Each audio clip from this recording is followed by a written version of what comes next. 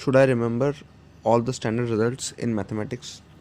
तो देखो बात ये है कि मैथ्स के अंदर जब हम नॉर्मल इक्वेशन सॉल्व कर रहे होते हैं, पढ़ाई कर रहे होते हैं ना, कॉन्सेप्ट्स देख रहे होते हैं, तो कुछ चीज़ें ऐसी होती हैं जो कि रिपीट होती हैं, बार बार रिपीट होती हैं, और कुछ चीज़ें ऐसी होती हैं जो कि बार बार कहीं और यूज़ हो रही होती हैं, किन्हीं और कॉन्सेप्ट्स में, किन्हीं और प्रूफ्स के अंदर या किन्हीं और सॉल्यूशंस में यूज़ हो रही होती हैं।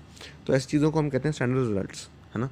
तो जिसको नहीं पता स्टैंडर्ड रिजल्ट क्या होता है तो मैं बता देता हूँ। स्टैंडर्ड रिजल्ट ये होता है, ठीक है, कि किसी ने कुछ कैलकुलेशन कर रखी थी पहले से, है ना, या आपने कुछ कैलकुलेशन कर रखी थी पहले से, उसको आपने, उस रिज़ल्ट को आपने सेव करके रख लिया, और वो रिजल्ट्स बहुत जगह पे एप्लीकेबल है। तो क्या आपको ऐसी सारी चीज़ें जो हैं वो रटनी चाहिए?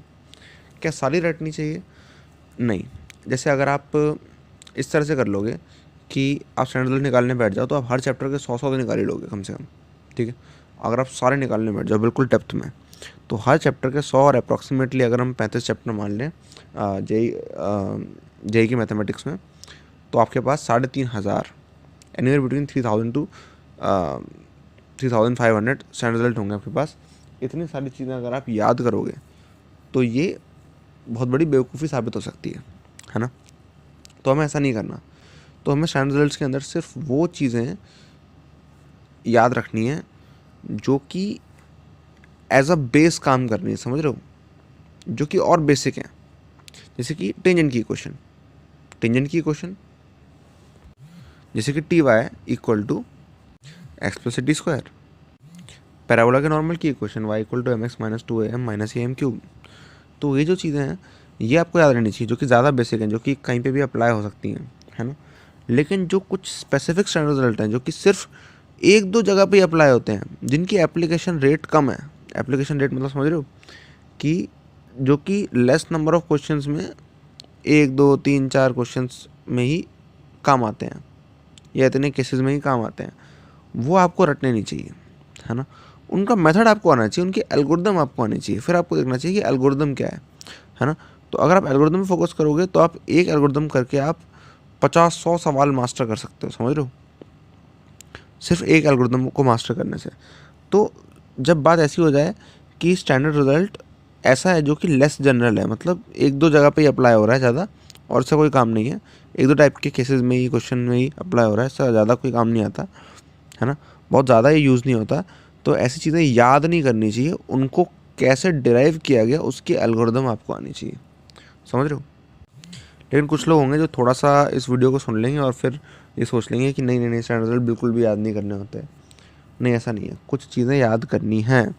y equal to m x minus 2am minus a m cube याद करना है, क्योंकि ये डायरेक्टली एप्लीकेबल होगा बहुत बहुत सारे केसेस में।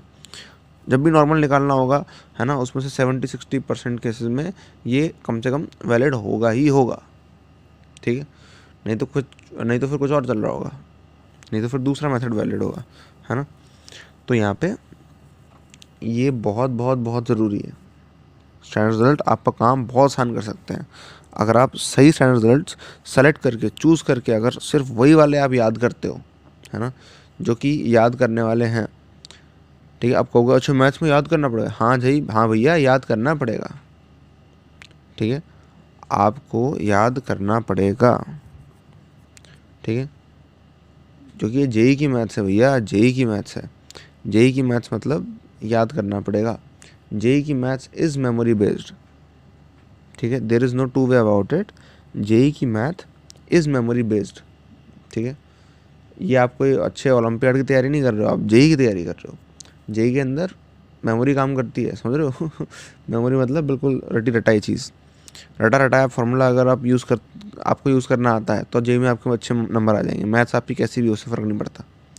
मैथ्स आपकी घटिया है लेकिन आपको फार्मूला को यूज़ करके आंसर निकालना आता है तो आपके नंबर अच्छे आ जाएंगे। तो इसी तरह से है एग्ज़ाम, तो इसी तरह से प्रिपेयर करोगे एग्ज़ाम के वे में तो मार्क्स आएंगे, सिंपल एज दैट, है ना। तो स्टैंडर्ड रिजल्ट जो कि बहुत ज़्यादा अप्लाई हो रहे हैं वो याद करने हैं, जो बहुत कम अप्लाई हो रहे हैं वो बिल्कुल याद नहीं करने हैं, लेकिन उनकी एल्गोरिदम आपको आनी चाहिए कि वो कैसे आए, ताकि आप ऐसी चीज़ें लास्ट तक हो जब आप चाहो तब, समझ रहे हो। तो ये बहुत इंपॉर्टेंट है।